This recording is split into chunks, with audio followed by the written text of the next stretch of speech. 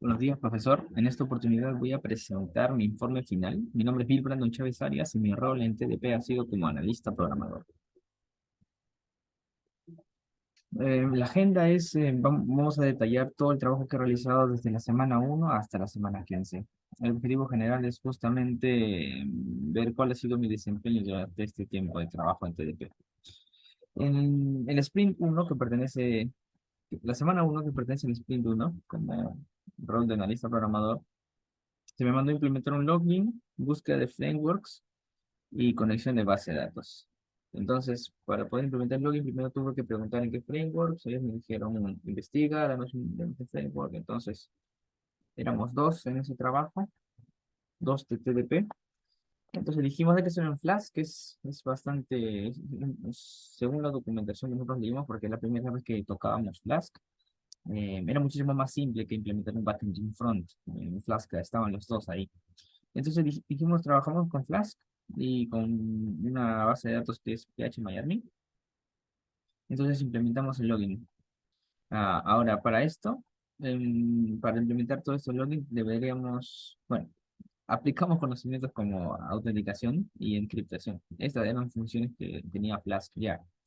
Entonces nosotros simplemente utilizamos esta encriptación para poder que en la base de datos se guarde todo encriptado, no la contraseña libre.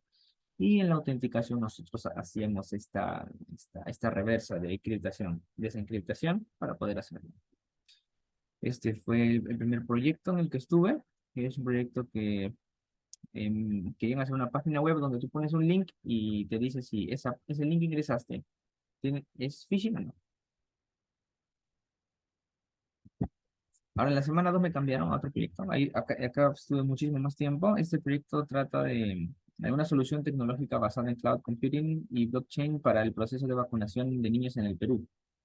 Ellos tenían el back, tenían el blockchain, lo que yo necesitaba hacer como TDP, como recurso, era hacer el front. Y me pidieron que sea en Angular. Ellos me pasaron la API, que era en .NET 6, entonces yo la corrí. Ellos constantemente, mientras que yo iba avanzando, miraba errores en la API, entonces ellos corregían. Yo también me metía a hacer un poquito en la API ahí desde mi parte para agilizar el proceso.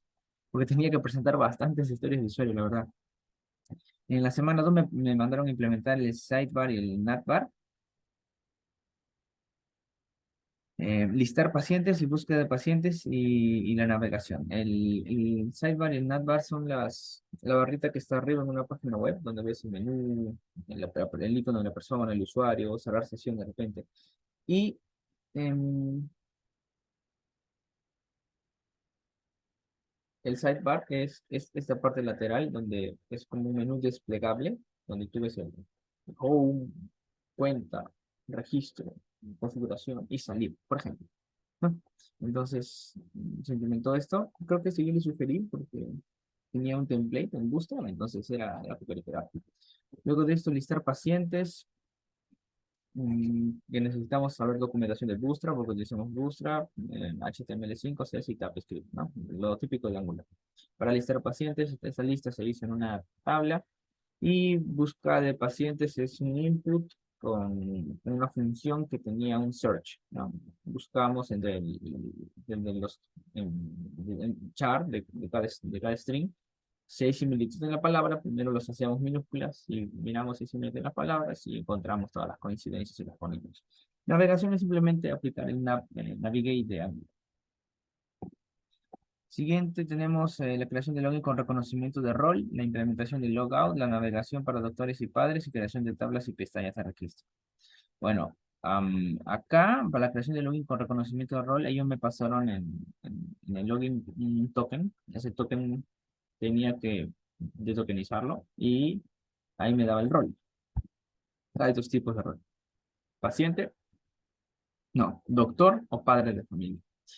Entonces, de acuerdo a eso, yo tenía que crear distinta navegación. Por ejemplo, si es un padre, le aparece un login para padre y las pestañas que solamente el padre podía ver. Si era doctor, le aparecía un login de doctor y las pestañas a donde él podía navegar como doctor, ¿no? Ya se hizo este reconocimiento de rol. También se implementó el logout, que Angular también brinda esto. Navegación para doctores y padres, justo a lo que me refiero. El padre tenía un tipo de navegación y el doctor otro tipo de navegación. Creación de tablas y pestañas de registro. Esto fue porque como mencioné, es una solución tecnológica para vacunación, entonces ellos se registraban doctores, lugares de vacunación, vacunas, centros, tenían tipo de vacuna y un montón de cosas que tiene cada vacuna, tenían doctores, que era el doctor, padre de familia, cuántos hijos, centro de vacunación, cuántos doctores tiene el centro de vacunación, cuántas vacunas tiene ese centro de vacunación, qué vacunas se agotaron, qué no, cuántas dosis hay, qué usuarios están asignados, una relación bastante grande. Entonces, para el registro, a lo largo de los sprints van a ver que hay un montón de registros. Y ya, en un lugar, una creación de tablas y pestañas de registro. Y tablas también para visualizar esta información, ¿no? ¿Qué doctores hay, dónde, qué lugares hay, cuántas dosis hay? Eso. Bueno, la semana 4 fue la creación de login con reconocimiento de rol. ¿Por qué está mencionado anteriormente? Porque anteriormente comenzó, pero no me salió. Y tuve que ir un poquito más de documentación y lo terminé en la semana 4, donde yo ingresaba como doctor. Adentro del proceso decía, el token, leía rol, doctor. Cierto tipo de información puedes ver y puedes. En el registro de personal de salud, por ejemplo, doctores, ¿no? Y el registro de padres de familia, el registro, dónde vive, cuántos hijos tienes. Se creó para eso un apartado en el login, ¿no? Como login, clic, registrar y te aparece otra pestaña. En la semana 5, a ver registro de campañas. Cada campaña de vacunación tiene ciertos doctores, es en cierto lugar, tiene ciertas vacunas, de cierta hora, cierta fecha, ciertas fechas también. Y bueno, tiene un registro, ¿no? Implementación de carrusel. Esto es en la parte del padre, en el home de padre. Había un carrusel donde le decía, tú tienes una cita tal día, ¿no? Tienes que vacunarte tal día. Crear las tablas para la visualización de vacunas, más tablas, con Bootstrap, todo, el carrusel también con Bootstrap, visualización del inventario de vacunas, también, creación de registro de inventario de vacunas, creación de registro de información de vacunas, también, implementar carrusel, crear modales. Acá hubo un problema con los registros, no un problema, sino no era práctico porque tenías que ir a cada página y se refrescaba. No era lento, pero ellos querían que no se hiciera tantos clics. Entonces implementamos modales, que son en vez de que tener una página para registrar, tú tienes una página de registros en general donde tienes que registrar lugar de vacunación, registrar vacuna, registrar doctor, registrar dosis. Entonces tú le das clic a uno y no se refresca toda la pantalla, sino que será una pantalla emergente. Ahí te da la opción de registrar todas las cosas y poner aceptar. No tienes que ir de una página a otra. Y correcciones, algunas correcciones que hubieron algunos errores, por ejemplo, en el muestreo de data, no era congruente la información que se mostraba con la información guardada en la base de datos. Entonces ahí tuve que hacer algunas correcciones. Simplemente eran más carruseles para la visualización de información y también un acordeón. Este acordeón se realizó, por ejemplo, tengo muchos lugares de vacunación. Entonces yo le doy a uno, a Lima, y Lima me despliega todas las vacunas que tienen, los doctores que atienden tales vacunas, cuántas dosis hay, cuántas cantidad de vacunas hay. Entonces, para esto se implementó el acordeón, ¿no? Hay muchos lugares, yo quiero ver un lugar y quiero ver qué dosis tiene. Para eso se implementó el acordeón, también con gusto.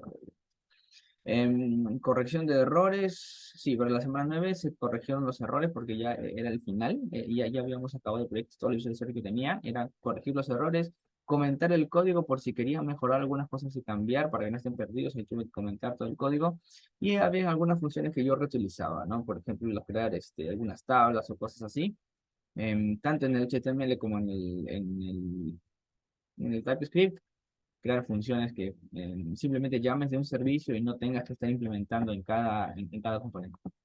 Para la semana 10 me cambiaron a otro proyecto, el cual era implementar el proyecto en sí era, yo me tomo una foto, subo una foto de una ropa y el resultado es yo probando, yo vestido de esa ropa, ¿no? Es como un probador virtual. Entonces, para la primera semana, que sería la semana 10 de ese proyecto, se me pidió implementar un modelo que pueda segmentar las imágenes. ¿Para qué? Ellos iban a usar un modelo que se llama Byton, el cual tiene cierto tipo de entrada y su output es la persona probándose la ropa, pero necesita cierto input. Entonces, a mí se me pidió, uno de esos inputs es una imagen segmentada. es una imagen segmentada. Por ejemplo, yo, el fondo es un color, ¿ya? El fondo debe ser mi color, yo, mi cara es otro color y el polvo es otro color. Esa es una imagen segmentada. Eso es uno de los inputs que requiere Python para poder tener ese output de yo probando un arroz.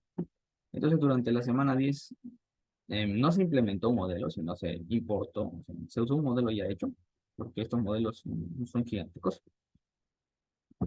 En la semana 11 se presentó el modelo, pero el problema es de que teníamos que hacer muchos clics para que funcione, ¿no? Entonces él me dijo automatizar, yo quiero que pongas un clic y que funcione todo. Ya, ese fue el trabajo de la semana 11, bastante pesadito. Y en la semana 12 parece que no, para que funcione Python, no solamente es una imagen segmentada, sino también las posiciones, porque para eso se utiliza OpenPose. Y como yo ya había hecho mi parte y faltaban los demás, yo no tenía nada que hacer y me mandaron a hacer este diagrama de base de datos que ellos tenían que presentar, que era urgente. Entonces lo hice, nada complicado. Bueno, un poquito de conocimiento de relaciones entre tablas, atributos, estructura de una base de datos.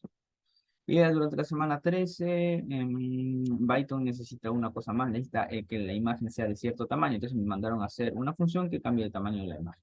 Súper sencillo. Lo hice con Python, con CB2 y con Pilot. Funcionaba muy bien. El problema era de que si una imagen era muy pequeña y se agrandaba, la resolución era terrible. Entonces me pidieron ahora no implementar, sino mm, importar o utilizar modelos hechos que puedan hacer super resolución.